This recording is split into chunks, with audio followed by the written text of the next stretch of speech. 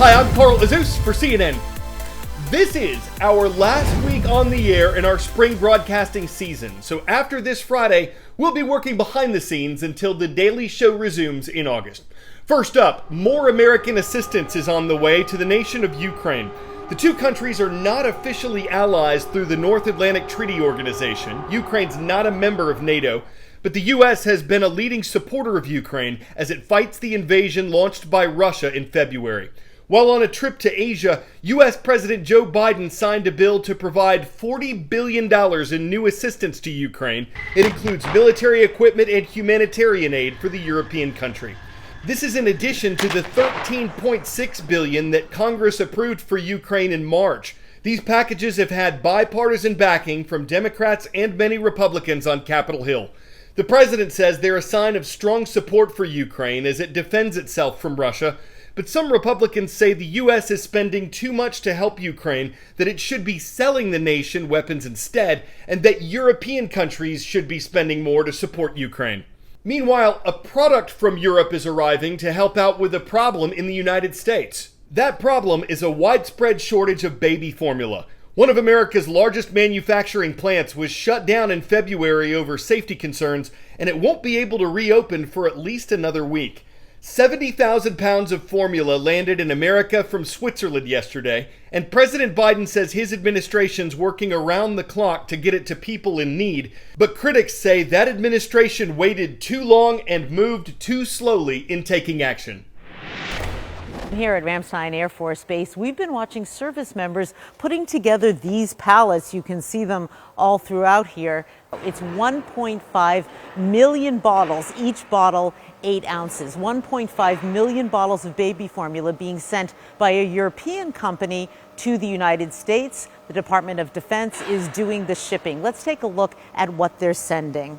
If you look at this, you can see it says Nestle, that's a Swiss company. Alphamino, that's a formula that's hypoallergenic. That's because a lot of the children in the United States, their parents who are having trouble finding formula, often those children have particular medical conditions or they have allergies and they're looking for a particular kind of formula, like a hypoallergenic formula. So there's a lot of hope that this could help families in the U.S. Now, we want to be clear-eyed about this. As great as it is to have these 1.5 million bottles, this will not solve the infant formula shortage. There are other steps that are being taken too, but even all put together, this will not solve anything. Hopefully it will alleviate it to some extent, but as far as getting those shelves full again, that could take many, many, many weeks.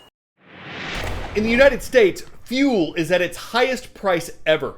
The AAA Automobile Association says the latest record for a gallon of gasoline was set on Sunday at more than $4.59 per gallon on average. Diesel's record was set last Wednesday at over $5.57 per gallon. Here's how that impacts inflation, the rising prices for goods. It could be gasoline, it could be diesel, it could be jet fuel. But that fuel is eventually going to be distributed. Right now, those tank levels are pretty low, though. Is that concerning for you? Absolutely. These oil tanks in New York Harbor sit at alarmingly low levels not seen in 30 years as demand outpaces supply. Over there. This is one of 7 critical fuel points across the country, supplying our nation's gas stations, planes, trucks, and homes, critical to fueling the U.S. supply chain. And really high diesel prices get passed on to the consumer. And whether that's for construction, whether that's for delivering groceries to the grocery store where you're going to buy whatever it is you need. U.S. diesel prices are already at record highs, with particular pain here in the Northeast. And now with tankers like these exporting much-needed diesel to Europe instead of supplying the U.S., prices are spiking higher. But there are also fewer U.S. diesel refineries after years of closures to make up that difference in supply. Right now, there's just a global shortage of diesel. It's really tight. Katie Child, owner of Berkshire Energy Depot in New Haven, Connecticut, is responsible for setting the price of diesel here. How does it feel to have to make the price higher every day? You can see the pain in their face when they come in and see the price, and you apologize and say, I'm sorry, and there's nothing I can do about it. She's a small business owner who services other small businesses and says the record prices have lost her customers. When prices are high, people shop around more. If you saved, 10 cents down the road, you're going to go there. Hudson Square Pharmacy back in New York is also facing the same problem. Everything from cereal to toilet paper is more expensive. We do pay a gas surcharge too. Now that gas has gone up a lot, we notice on our bills $2, $3, $5 surcharge for gasoline. That extra charge has to be recouped from somewhere. Once the prices become a little too much, then we just have to pass it on to the consumer. But the consumer holds some power to turn the tide of high prices. A relentless buying and spending inflicted on a brittle supply chain are contributing to the high price of diesel. And at some point, the consumer's going to say, all right, enough's enough. I gotta slow down because this is taking too much of my disposable income. If we do have a pullback in economic activity, that might help the kind of level off supplies, but for the time being, things are really tight. 10-second trivia. Which of these animals symbolizes a lasting decline in the stock market? Bull, turtle, bear, or pig? A bear market can describe a condition when stock prices drop for a sustained amount of time. So far, this year has not been a good one for the U.S. stock market. Continued inflation, rising interest rates, global instability, worries about a possible recession, which is an economic downturn, all of these have been factors in why major indexes like the Dow Jones have taken a significant hit in 2022. Another index you hear a lot about is the S&P 500, or the Standard & Poor's 500. It tracks the stocks of 500 large American companies, and last Friday, the S&P 500 temporarily sank into the territory of a bear market. So we talk about being in a bear market. People were panicking. The market is not functioning properly.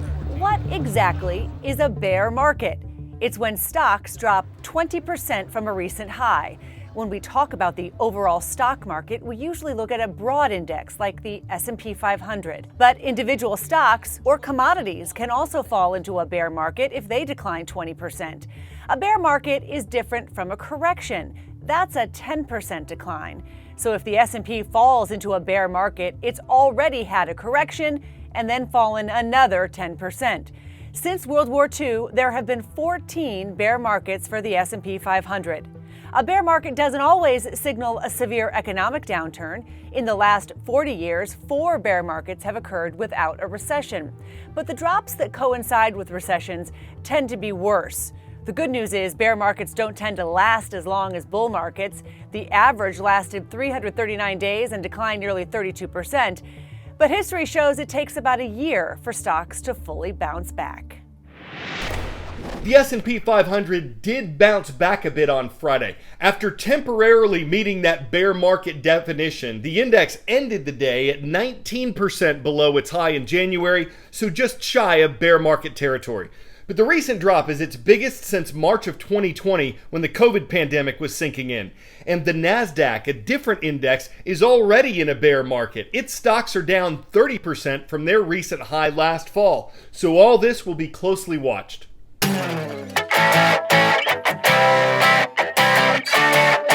After a 3-year hiatus, the Tramdriver Championship returned to Europe over the weekend, and what a championship it was. One event involved tram pool, bump the queue, and try to get the ball to roll to the middle.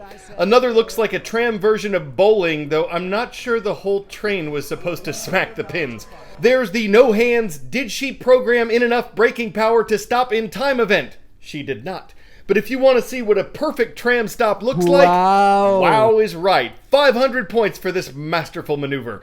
Sometimes there was too much speed, sometimes there wasn't enough. But if your favorite kind of transport is tram sport and you're not afraid of the tramifications of trampling the competramtion, train your eyes on an event that tracks the best conductors as they toe the line with the trolleying cry of keeping it rail. Old Orchard Junior High School is keeping it rail. Shout out to our viewers in Skokie, Illinois, and thank you for your requests on our YouTube channel. I'm Carl Azus.